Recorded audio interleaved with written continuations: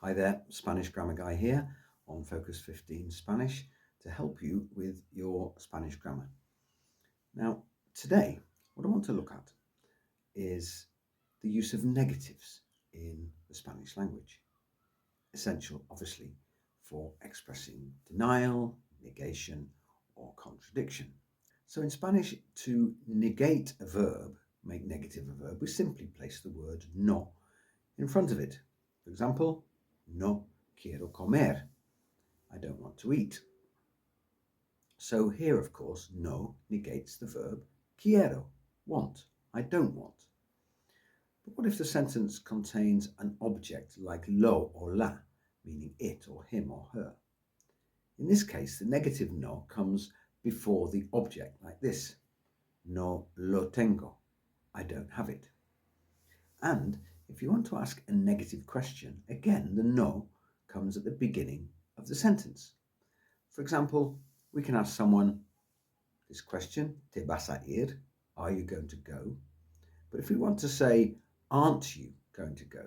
We simply put the negative no on the front of the question. ¿No te vas a ir? And to answer a question in the negative, it's best to use the no twice. Like this example here, no me voy a ir. No, I'm not going to go.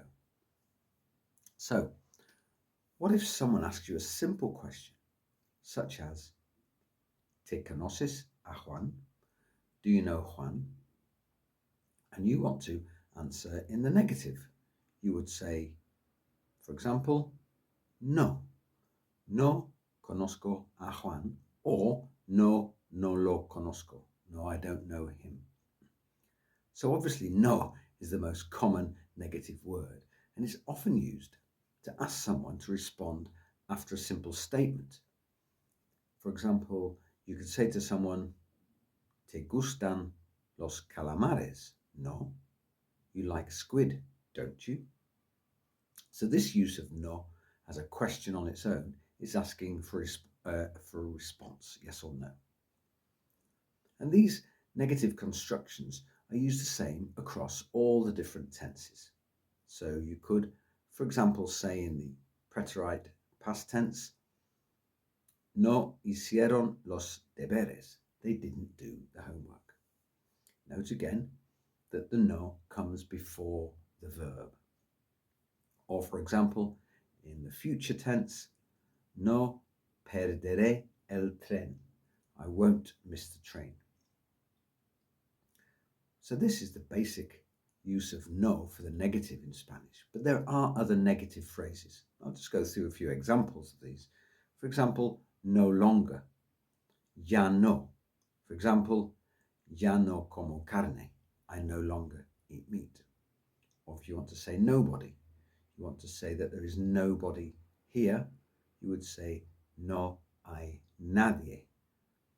Or I don't know anybody, no conozco a nadie. What about to say never? For example, I'll never go back. No volveré nunca. And what about to say nothing? For example, we ate nothing. No comimos nada. And what about the expression neither nor? Because that's a negative expression.